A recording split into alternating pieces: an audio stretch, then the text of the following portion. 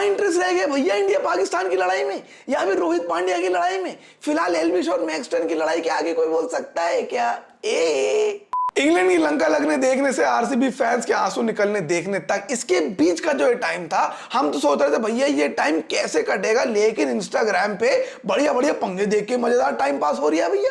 मैं कहा mark Zuckerberg ने सोचा होगा एक बढ़िया सा प्लेटफॉर्म बनाएंगे, उस पर नंगे ठुमके दिखाएंगे। कहां इसकी मां का लौंडे एक दूसरे को धमकी दे के टाइम पास कराई दे रहा है हमारा।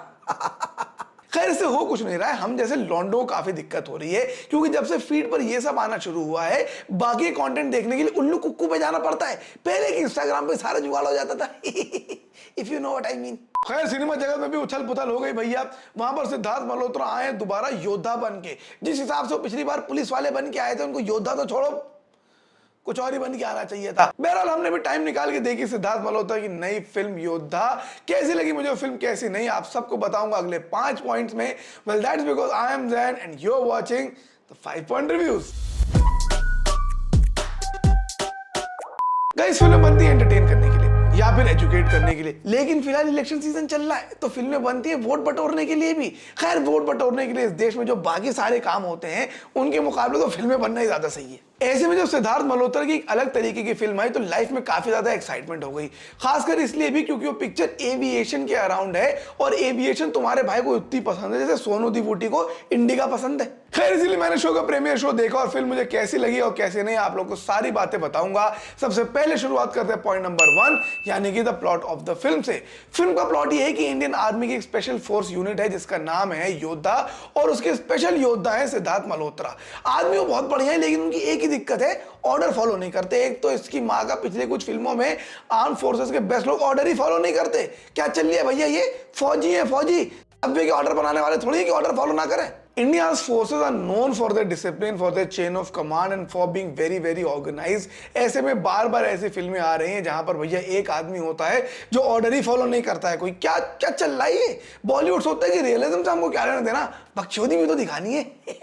खैर अपनी इन्हीं इनसबऑर्डिनेशन की वजह से उनको सस्पेंड कर दिया जाता है, लाइफ में उथल पुथल हो जाती है, लेकिन फिर उनको एक मौका मिलता है अपने आप को साबित करने का जब इंडिया की एक फ्लाइट हाईजैक हो जाती है और वो उसमें होते हैं। अब वो फ्लाइट हाईजैक किसने करी है, क्यों करी है, कैसे करी, उसमें कैसे फंस जाते हैं और कैसे वहां से अपने आप को और देश को बचाते हैं, इसके ऊपर पूरी फिल्म का प्लॉट है। और सच बोलूं भैया बहुत ही फाड़ प्लॉट बनाया है। फिल्म का plot of course is a straightforward action thriller but with an aviation backdrop, और उसके अंदर जो जो प्लॉट ट्विस्ट बनाए हैं, जो जो टर्न्स बनाए हैं, वो काफी ज्यादा मजेदार है और काफी ज्यादा इंटरेस्टिंग है। पूरे समय सस्पेंस बना रहता है पिक्चर के अंदर, ये देख के मुझे काफी अच्छा लगा।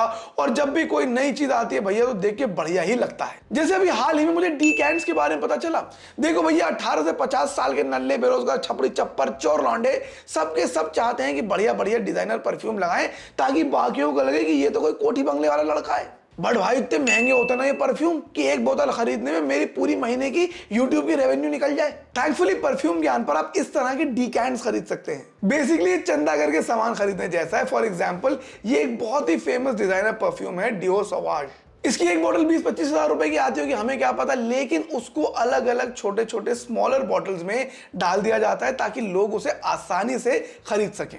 मुझे भाई साहब ये कॉन्सेप्ट बाय गॉड पिछले हफ्ते पता चला। So basically what you can do is you can buy the smaller bottles of 10 और 20 ml of this perfumes for cheap and then still also smell rich. आप इस तरह की पार्शियल बॉटल्स भी खरीद सकते हैं कि अगर पूरा 100 ml की बॉटल है उसका 40 ml ही आपको मिल गया है। बेसिकली आपको ये कम पैसों में मिल जाता है so that you are able to buy more perfumes and are able to have a big range of fragrances in your collection. और जब भी आप परफ्यूम ज्ञान पर जाकर ये बॉटल्स खरीदेंगे तो ZEN10 करके मेरा कूपन कोड लगा देना, आप लोग को बढ़िया 10% डिस्काउंट और मिल जाएगा।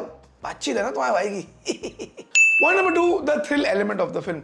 भाई अपने यहाँ जो थ्रिलर पिक्चरें बनती है उसके अंदर थ्रिल ही नहीं होता इसकी माँ का। शादियों में बटने वाली कोल्ड ड्रिंक की तरह होती हैं, ना साली कोल्ड होती है ना उनमें कोई फिज होता है। यहाँ फॉर अ चेंज जो थ्रिल के एलिमेंट्स बहुत ही बढ़िया हैं। फिल्म एक edge of the seat narrative बना लेती है और इतना कॉम्प्लिकेट कर देती है कि वो आपको नजरें हटाने का टाइम नहीं मिलता। एक के बाद एक ट्विस्ट एंड टर्न्स आ रहे हैं, एक के बाद एक कोई नई चीज खुल रही है, कोई नई इंफॉर्मेशन आ रही है ऑडियंस के सामने और पूरे समय आप एज ऑफ द सीट पर बैठे रहेंगे, which I think is a great win for the film.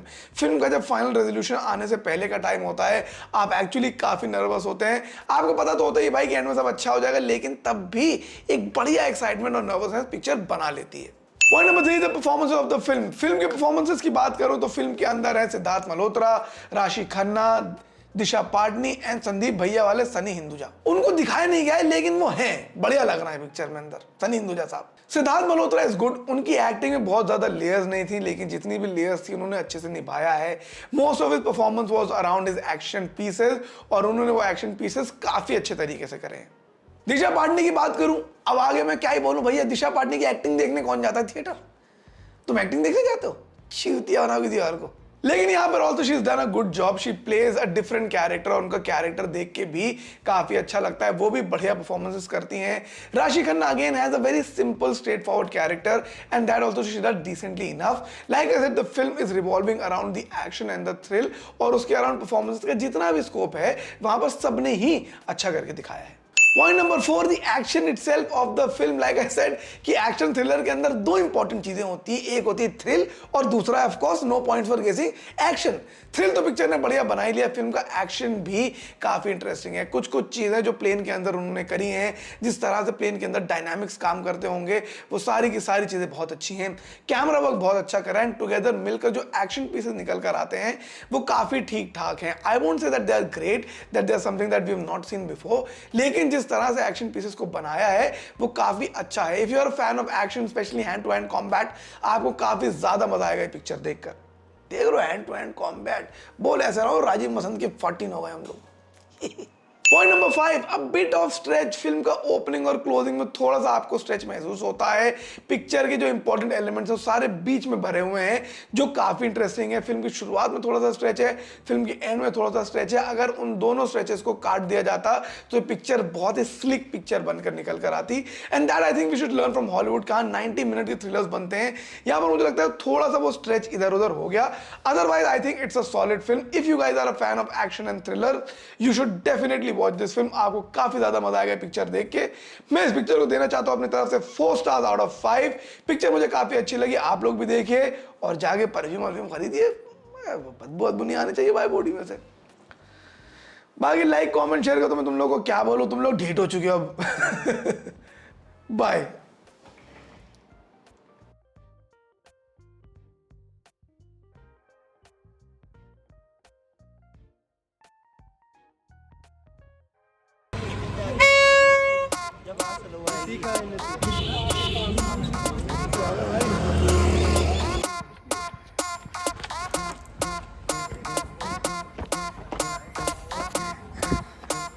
दोनों आगे जा रहे हैं, टिकट मेरे पास है, फिर रोक ले जाएंगे। हाँ याद आ गया इनको। कहाँ कहाँ जा रहा है?